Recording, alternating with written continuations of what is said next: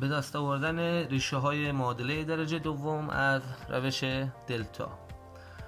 حالت کلی معادله درجه دوم ax2 به علاوه bx به اضافه c مساوی با 0. خود دلتا می شود b به توان 2 منهای 4 برابر a در c که اگر دلتامون بزرگتر از 0 به دست آمد دو ریشه دارد، دلتا برابر 0 یک ریشه و دلتا کوچکتر از 0 ریشه ندارد. ریشه ها را هم از این فرمول به دست میاریم: منفی b به اضافه منهای رادیکال دلتا بر روی 2. حالا معادله درجه دوم رو می نویسیم. حالت کلیش رو یک معادله به این شکل داریم و دلتا رو میخوایم از این معادله به دست بیاریم. ضریب x2 می شود a، ضریب x می شود b و این عددمون هم می شود c.